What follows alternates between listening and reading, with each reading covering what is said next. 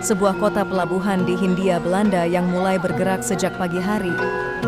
Kapal-kapal yang bersandar, barang-barang yang diturunkan, dan manusia bergerak mengikuti ritme yang telah ditentukan.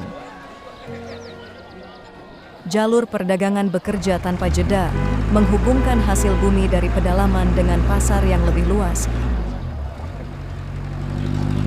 Di darat, stasiun, pasar, dan gudang semua menjadi pusat aktivitas. Ada buruh yang memindahkan muatan, kereta mengangkut komoditas, dan sistem berjalan dengan keteraturan yang tampak sangat rapi. Sekilas, semuanya terlihat terorganisir. Kota yang hidup, aktivitas berjalan, dan kemajuan seolah menjadi wajah utama yang ditampilkan.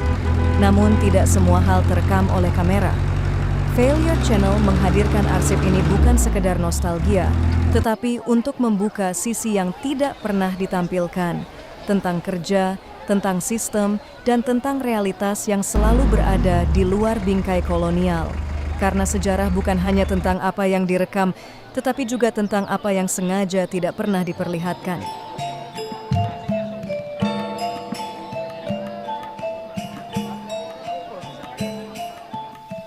Pelabuhan Tanjung Priok, 1920. Disinilah salah satu pusat pergerakan terbesar di Hindia Belanda berlangsung. Kapal-kapal besar berlabuh, menjadi penghubung antara Nusantara dan dunia luar. Di perairan, kapal perang dan kapal dagang berdampingan.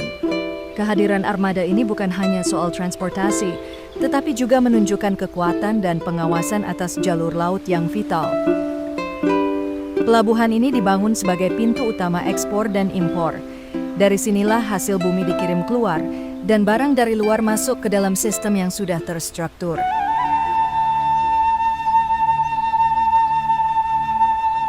Aktivitas berlangsung tanpa henti. Setiap kapal yang datang membawa muatan, dan setiap yang berangkat membawa hasil dari tanah ini. Di balik pergerakan itu, ada tenaga yang bekerja menjaga semuanya tetap berjalan. Namun yang terlihat di permukaan adalah keteraturan, sebuah sistem yang tampak rapi, kuat, dan terhubung.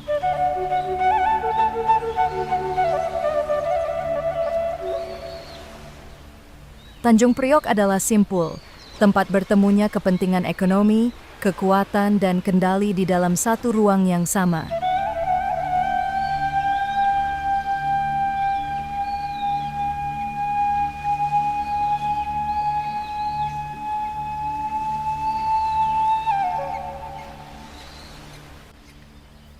Di bagian ini, aktivitas berlangsung lebih dekat ke daratan. Perahu-perahu kecil bergerak di antara dermaga, menghubungkan kapal besar dengan gudang penyimpanan. Inilah titik peralihan, dari laut ke darat. Muatan yang datang tidak langsung tersebar. Semuanya dikumpulkan, disusun, dan diatur sebelum didistribusikan lebih jauh. Setiap pergerakan memiliki jalur dan urutannya sendiri. Di tepi pelabuhan, bangunan-bangunan industri berdiri tampak kuat. Dinding besi, pintu besar, dan struktur yang dirancang untuk menyimpan serta melindungi barang dalam jumlah besar. Disinilah komoditas dikendalikan, bukan hanya dipindahkan, tetapi juga dicatat, dihitung, dan diarahkan. Perahu kecil yang tampak sederhana menjadi bagian penting dalam sistem ini.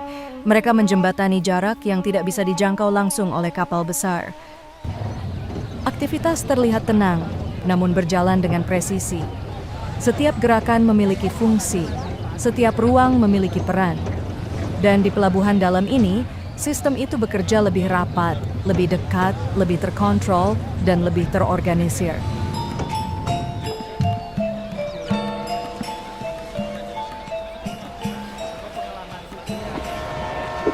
Kereta yang tiba berasal dari pelabuhan, membawa muatan yang sebelumnya diturunkan dari kapal.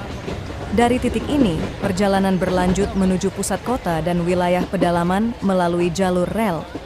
Gerbong-gerbong tersusun di jalurnya, sebagian membawa penumpang, sebagian lainnya dipenuhi muatan dari pelabuhan. Disinilah aliran itu berlanjut, dari laut ke darat, dari kapal ke rel. Apa yang tiba tidak berhenti, langsung dipindahkan, disusun, dan diarahkan kembali. Di sisi gerbong, buruh mulai bekerja.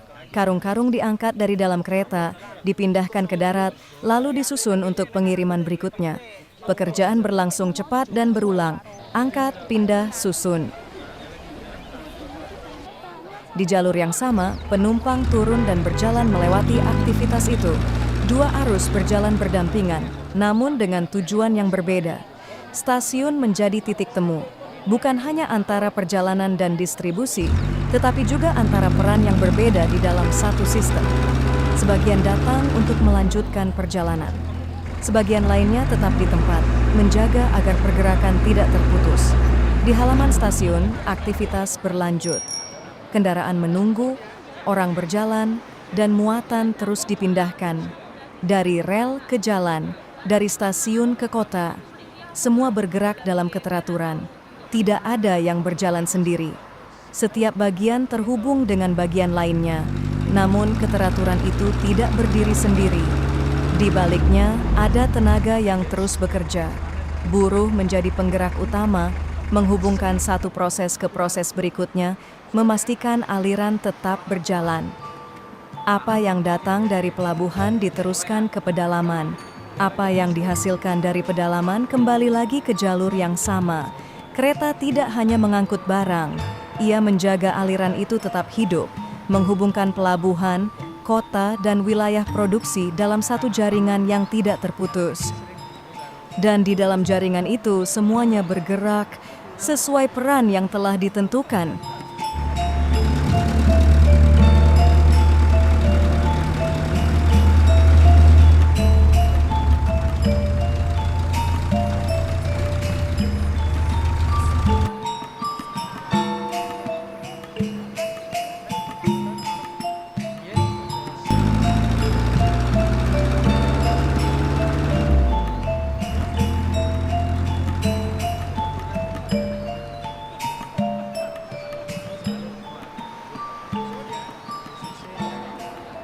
Di Pasar Lama Jawa, aliran dari pelabuhan dan stasiun menemukan bentuk lain, menjadi aktivitas jual beli yang berlangsung setiap hari.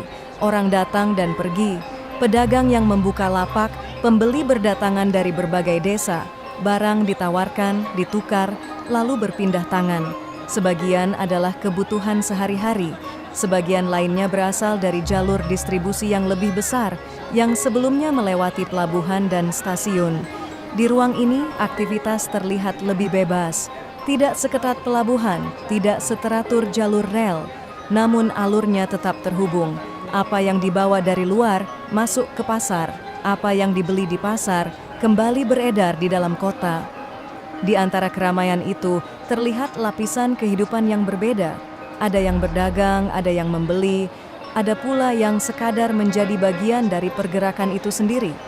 Pasar ini bukan hanya tempat transaksi, ia adalah titik di mana sistem besar itu bersentuhan langsung dengan kehidupan sehari-hari, tempat di mana aliran komoditas berubah menjadi kebutuhan, dan kebutuhan menjadi bagian dari kehidupan.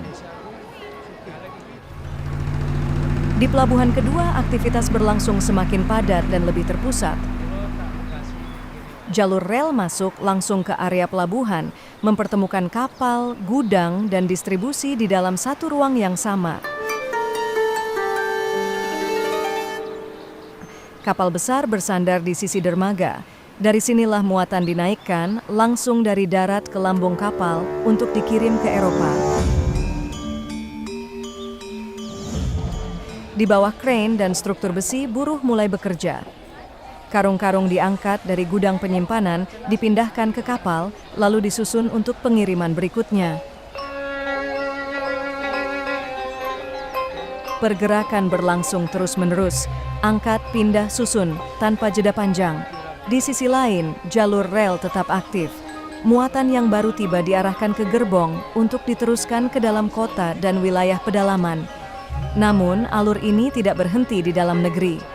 Sebagian besar hasil bumi dari Nusantara, kopi, gula, karet, dan komoditas lainnya dikumpulkan melalui jalur ini, lalu dikirim ke Eropa. Dari sini, nilai dari tanah ini berpindah tempat, diolah, diperdagangkan, dan dimanfaatkan untuk kepentingan yang berada jauh dari asalnya. Di ruang ini, perbedaan terlihat lebih jelas. Ada yang mengawasi, ada yang mencatat, dan ada yang bekerja langsung memindahkan beban. Buruh menjadi titik paling bawah dalam rantai ini, namun justru menjadi penggerak utama yang menjaga aliran tetap berjalan. Tanpa mereka, muatan tidak akan berpindah. Tanpa mereka, sistem ini tidak akan bergerak. Di pelabuhan dalam ini, tidak ada yang benar-benar berhenti. Setiap kapal yang datang membawa muatan, dan setiap muatan harus segera dipindahkan, dan setiap pergerakan bergantung pada tenaga yang terus bekerja di dalamnya.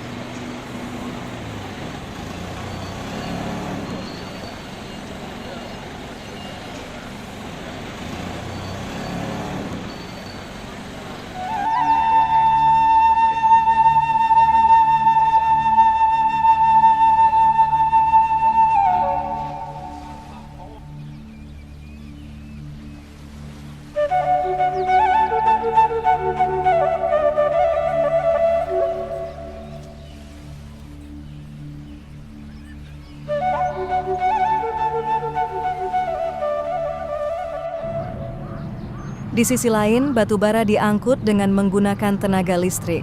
Sistem mulai berubah bentuk. Jika sebelumnya bergantung pada tenaga manusia, kini sebagian proses digerakkan oleh mesin. Struktur baja menjulang di atas dermaga. Crane bergerak di relnya, mengangkat muatan dalam jumlah besar sekaligus. Batu bara dikumpulkan, lalu dipindahkan dengan bantuan alat bertenaga listrik. Pergerakan menjadi lebih cepat, lebih efisien, dan lebih terukur. Namun mesin tidak berdiri sendiri. Di bawahnya, para buruh pribumi tetap bekerja. Mereka mengatur, mengarahkan, dan memastikan setiap muatan berada di posisi yang tepat. Apa yang tidak dapat dijangkau mesin, diselesaikan dengan tenaga manusia. Batu bara menjadi salah satu komoditas penting, digunakan untuk menggerakkan kapal, pabrik, dan sistem industri yang terus berkembang. Dari pelabuhan ini, batu bara dipindahkan dalam jumlah besar, sebagian untuk kebutuhan lokal, sebagian lainnya masuk ke jalur distribusi yang lebih luas. Teknologi mempercepat proses, namun tenaga manusia tetap menjadi penghubung di setiap tahapnya. Di ruang ini terlihat bagaimana sistem berkembang, menggabungkan mesin dan manusia dalam satu alur yang sama. Sebuah perubahan yang tampak sebagai kemajuan, namun tetap bergantung pada tenaga yang bekerja di baliknya.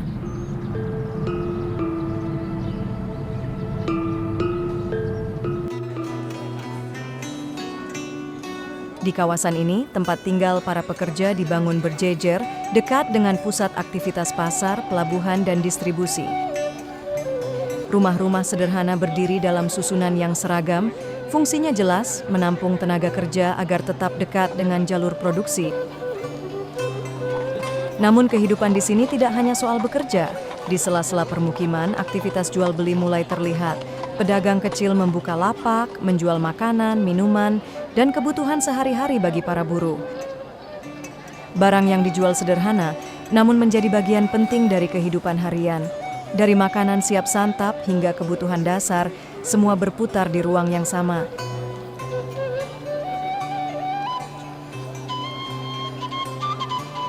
Buruh yang sebelumnya bekerja di pelabuhan kini menjadi pembeli. Uang yang mereka terima kembali beredar di lingkungan yang sama. Sebuah siklus kecil terbentuk. Bekerja mendapatkan upah, lalu membelanjakannya kembali di tempat yang sama. Di ruang ini, sistem tidak hanya mengatur pergerakan barang, tetapi juga mengatur perputaran kehidupan. Permukiman, pekerjaan, dan pasar kecil, semuanya terhubung dalam satu lingkaran yang tidak terpisah. Dan di dalamnya, kehidupan berjalan, mengikuti ritme yang telah terbentuk.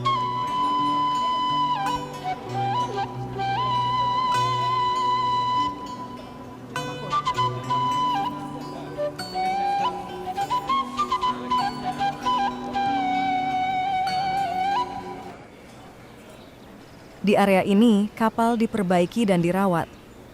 Air dikeluarkan dari kolam, kapal dibiarkan kering untuk membuka bagian bawah yang tidak terlihat saat berada di laut.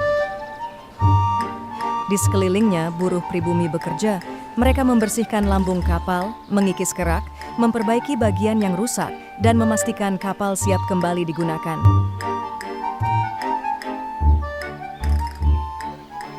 Pekerjaan dilakukan secara manual, mengangkat, mengikis, memahat, dan menyusun, mengikuti kebutuhan perbaikan yang ada. Di antara struktur baja dan mesin, tenaga manusia tetap menjadi penggerak utama.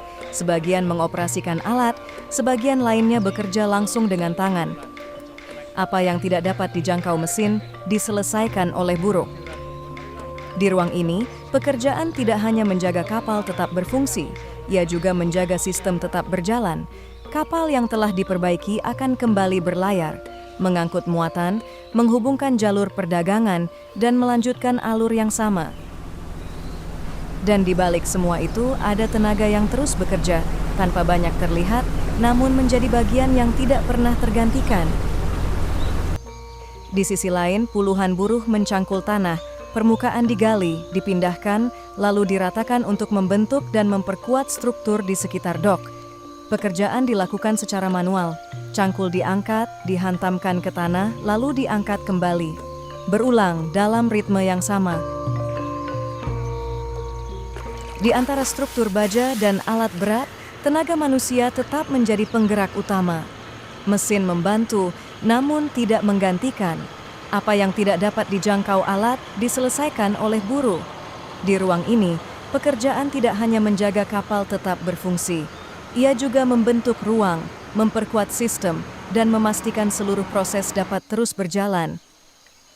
Kapal yang telah diperbaiki akan kembali ke laut. Jalur perdagangan akan kembali bergerak, dan di balik itu semua, ada tenaga yang terus bekerja, membangun, memperbaiki, dan menjaga sistem ini tetap hidup. Petite Trouville. Kawasan ini berada di sekitar pelabuhan, dikenal sebagai area rekreasi dan permukiman yang lebih tertata pada masa itu. Jalan terbuka dengan pepohonan di sekitarnya, bangunan kayu dan pavilion berdiri di dekat garis air, digunakan sebagai tempat berkumpul dan beristirahat. Di siang hari, orang datang untuk duduk, berbincang, dan menikmati suasana. Meja-meja disusun di ruang terbuka, menghadap ke arah perairan. Di tepi pantai, aktivitas berlangsung lebih santai. Perahu kecil bergerak perlahan, sebagian digunakan untuk memancing, sebagian untuk sekadar berlayar di sekitar teluk. Air digunakan bukan untuk distribusi, tetapi untuk aktivitas ringan, mencuci, bermain, atau sekadar berada di dalamnya. Kawasan ini tidak dirancang untuk kerja berat. Ia menjadi ruang pelengkap dari kota pelabuhan, tempat jeda dari aktivitas yang berlangsung di sekitarnya. Namun letaknya tetap berdekatan. Tidak jauh dari jalur perdagangan, tidak jauh dari pusat distribusi, dan tidak jauh dari tenaga yang menggerakkan semuanya.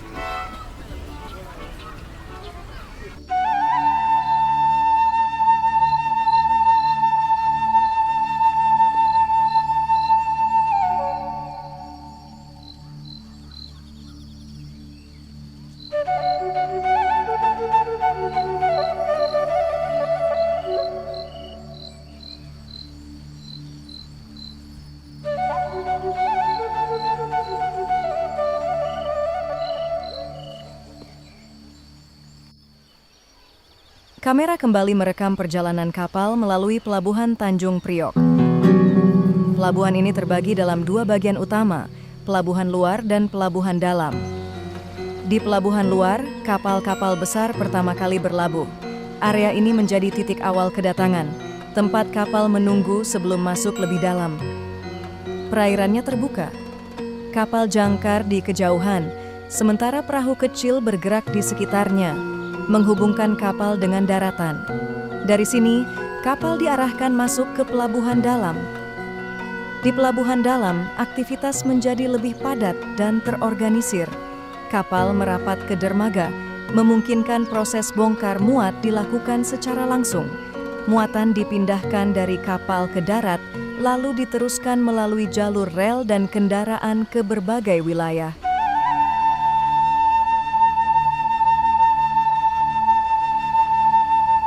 Perahu kecil tetap berperan sebagai penghubung, mengangkut barang dan orang di antara kapal dan fasilitas pelabuhan. Pergerakan di air terlihat tenang, namun memiliki fungsi yang jelas. Setiap kapal mengikuti jalurnya, setiap perpindahan berjalan dalam sistem yang telah ditentukan. Dari pelabuhan luar ke pelabuhan dalam, proses berlangsung bertahap, dari kedatangan, pengaturan, hingga distribusi. Sebuah alur yang memastikan bahwa setiap kapal yang datang segera menjadi bagian dari pergerakan yang tidak pernah berhenti. Setiap kapal mengikuti jalurnya. Setiap perpindahan berjalan dalam sistem yang telah ditentukan. Dari pelabuhan luar ke pelabuhan dalam, proses berlangsung bertahap dari kedatangan, pengaturan, hingga distribusi. Sebuah alur yang memastikan bahwa setiap kapal yang datang segera menjadi bagian dari pergerakan yang tidak pernah berhenti. Di sepanjang jalur air ini, waktu menjadi hal yang penting. Kapal yang terlambat berarti distribusi ikut tertunda. Karena itu, setiap perpindahan diatur dengan perhitungan yang ketat. Di bagian pelabuhan dermaga batubara ini menjadi muatan utama yang ditangani. Dermaga khusus dibangun untuk mempercepat proses pengisian bahan bakar kapal. Kapal merapat di sisi dermaga, kemudian batubara dipindahkan dari darat ke dalam kapal. Proses ini dilakukan secara bertahap. Batubara diangkut, diangkat, lalu dimasukkan ke ruang penyimpanan di dalam kapal. Bahan bakar ini digunakan untuk menggerakkan mesin kapal uap yang menjadi tulang punggung transportasi laut pada masa itu. Semakin besar kapal, semakin besar pula kebutuhan batu baranya. Di sekitar dermaga, terlihat perahu kecil dan kapal bantu yang ikut mendukung proses ini, membawa muatan tambahan atau membantu pergerakan di perairan yang lebih sempit.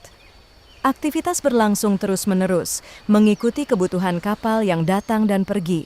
Dermaga ini bukan hanya tempat bongkar muat, ia menjadi titik penting dalam menjaga pergerakan kapal tetap berjalan, memastikan setiap perjalanan dapat dilanjutkan tanpa hambatan.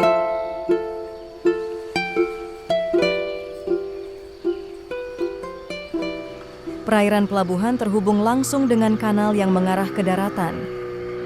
Kanal ini berfungsi sebagai jalur masuk dan keluar bagi perahu kecil serta kapal bantu yang tidak dapat langsung merapat ke kapal besar. Di permukaan air terlihat perahu bergerak berdampingan dengan kapal motor. Ukurannya berbeda, namun fungsinya saling melengkapi.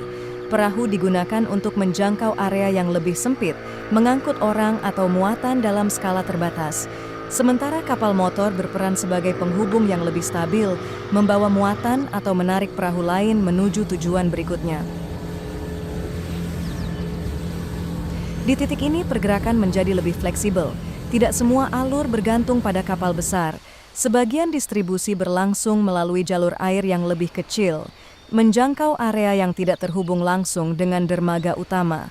Muara kanal ini menjadi peralihan dari jalur besar ke jalur kecil. Dari sistem utama ke jaringan yang lebih menyebar.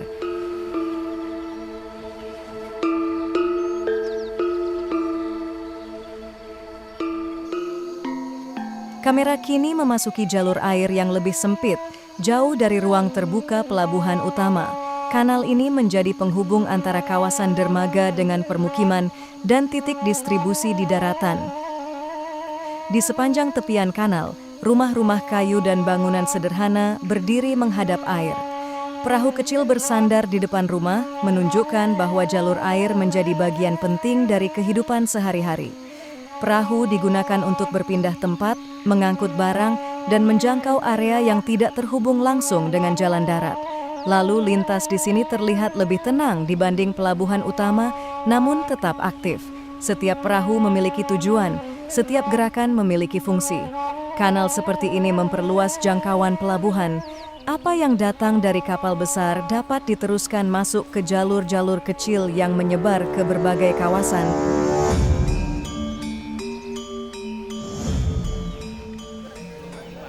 Di bagian pelabuhan ini, kapal datang membawa muatan kebutuhan industri dan konsumsi. Dua di antaranya adalah batu bara dan garam. Keduanya memiliki fungsi berbeda, namun sama-sama penting bagi kehidupan ekonomi saat itu. Batu bara digunakan sebagai bahan bakar utama untuk kapal uap, mesin pabrik, dan berbagai fasilitas industri. Sementara garam dibutuhkan untuk pengawetan makanan, kebutuhan rumah tangga, serta perdagangan harian. Di dermaga, buruh pribumi mulai bekerja. Muatan dipindahkan dari kapal ke darat menggunakan tenaga manusia, keranjang angkut, dan gerobak kecil di atas rel. Pekerjaan berlangsung cepat dan berulang. Dari lambung kapal ke dermaga, lalu diteruskan ke gudang atau jalur distribusi berikutnya. Setiap karung dan setiap keranjang menunjukkan bahwa pelabuhan bukan hanya tempat barang datang. Ia adalah titik pertemuan antara kebutuhan lokal dan jaringan perdagangan yang lebih luas. Apa yang dibawa kapal dari luar, kemudian disebarkan ke kota, ke pasar, dan ke wilayah lain di sekitarnya.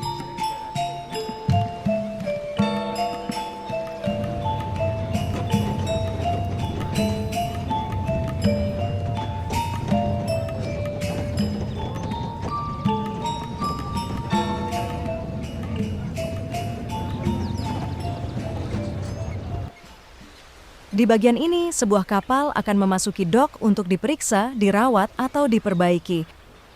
Proses seperti ini menjadi bagian penting dalam menjaga armada tetap siap berlayar. Dan kemudian dok mulai diturunkan, lalu air dibiarkan masuk. Ketika permukaan air naik, ruang dok berubah menjadi kolam yang cukup dalam untuk menerima kapal. Dinding-dinding besar di kanan dan kiri berfungsi menahan tekanan air, sementara jalur di dasar dok telah disiapkan sebagai tempat kapal akan bertumpu saat air kembali dikeluarkan. Proses ini membutuhkan ketelitian. Ketinggian air, posisi kapal, dan keseimbangan harus diperhitungkan dengan cermat. Jika posisi meleset, lambung kapal dapat rusak saat menyentuh dasar dok. Setelah air cukup tinggi, kapal akan diarahkan masuk secara perlahan. Sesudah berada di tempatnya, pintu dok ditutup dan air dipompa keluar kembali. Barulah bagian bawah kapal dapat dibersihkan, diperiksa, atau diperbaiki. Di pelabuhan besar seperti Tanjung Priok, dok semacam ini menjadi fasilitas penting karena tanpa perawatan rutin, jalur pelayaran tidak akan berjalan lama.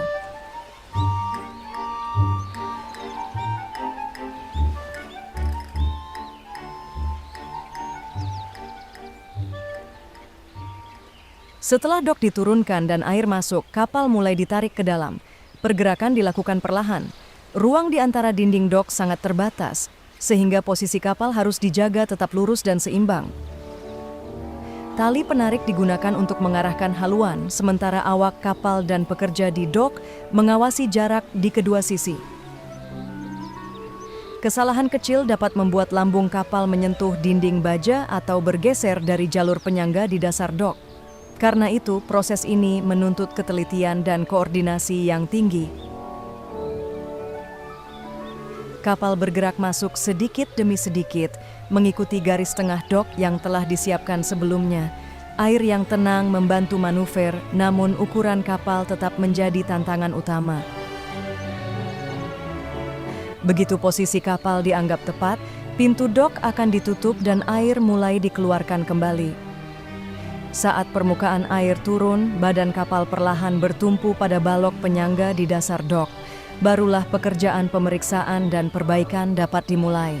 Bagi pelabuhan sebesar Tanjung Priok, proses seperti ini penting untuk menjaga kapal dagang dan kapal angkut tetap siap melayani jalur pelayaran.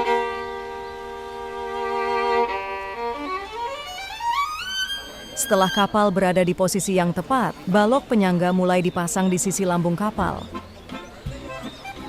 Balok-balok ini berfungsi menahan badan kapal agar tetap tegak dan stabil ketika air di dalam dok nanti dikeluarkan.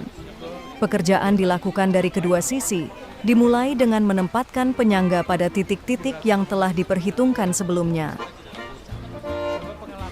Posisi setiap balok tidak boleh sembarangan. Tekanan berat kapal harus terbagi merata agar lambung tidak miring atau mengalami kerusakan. Para pekerja bergerak di ruang sempit antara kapal dan dinding dok. Mereka menaikkan balok, mengatur sudutnya, lalu mengencangkannya satu persatu. Setelah terpasang, penyangga dikunci agar tidak bergeser saat permukaan air mulai turun. Di tahap ini, ketelitian menjadi lebih penting daripada kecepatan. Kesalahan kecil dapat memengaruhi keseimbangan seluruh kapal. Ketika semua penyangga telah siap, barulah proses pengeringan dok dapat dilanjutkan. Air akan surut perlahan dan badan kapal mulai bertumpu penuh pada balok dasar serta penyangga samping. Inilah tahap penting sebelum pemeriksaan lambung dan pekerjaan perbaikan dimulai.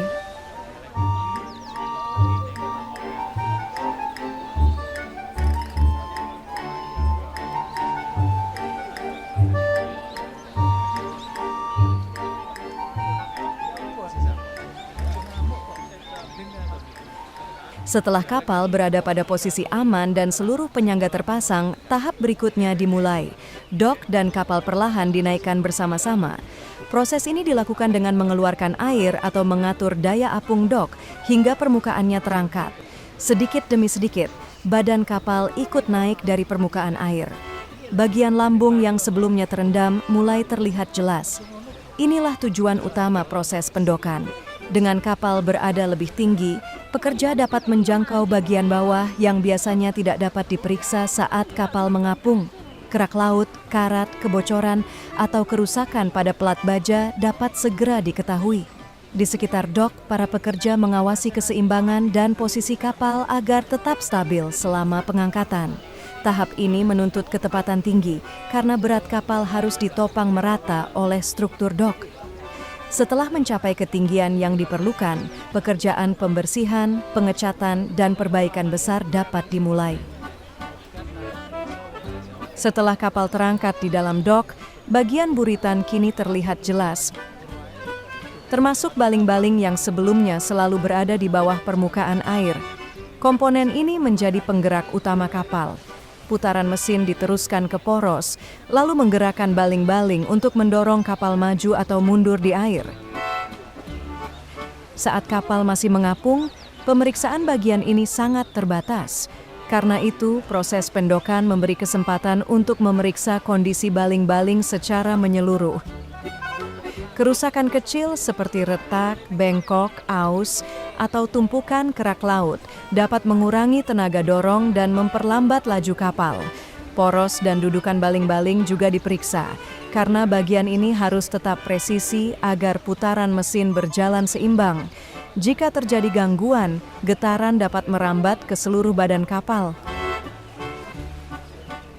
Para pekerja biasanya membersihkan permukaan baling-baling, mengukur kerusakan, lalu melakukan perbaikan bila diperlukan.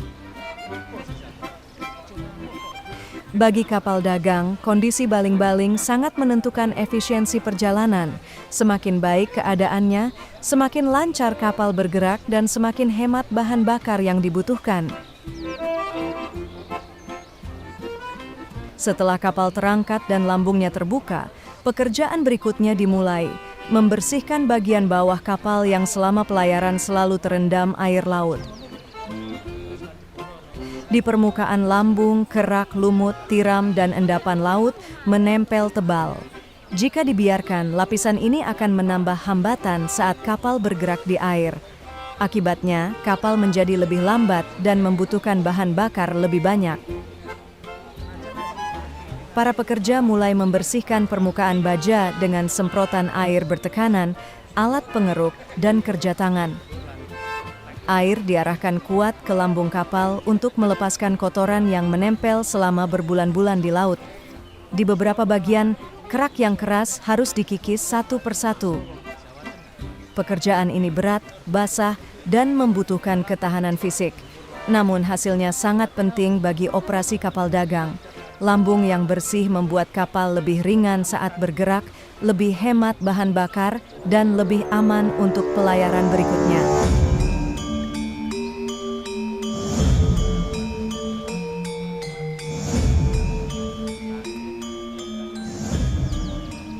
Setelah pembersihan selesai, barulah permukaan kapal dapat diperiksa lebih detail dan dipersiapkan untuk pengecatan ulang atau perbaikan lanjutan.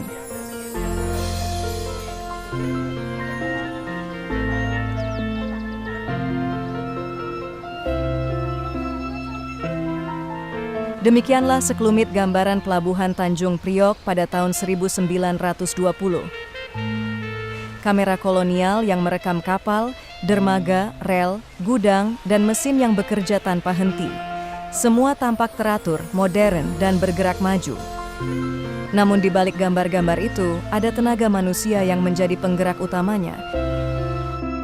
Ada buruh yang memikul muatan, membersihkan lambung kapal, mencangkul tanah, menarik gerobak, dan menjaga seluruh sistem tetap berjalan. Mereka jarang disebut, tetapi jejak kerjanya ada di setiap sudut pelabuhan ini. Arsip seperti ini bukan hanya memperlihatkan bangunan dan teknologi masa lalu. Ia juga mengingatkan bahwa kemajuan yang ditampilkan sering berdiri di atas kerja keras yang tidak banyak dicatat.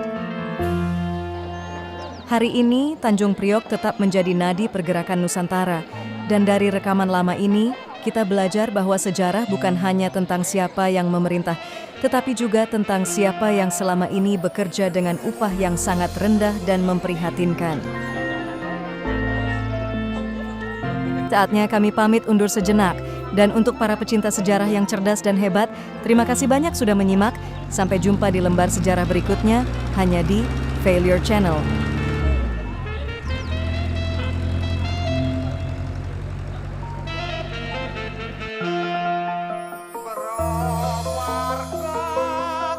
Obaka-san.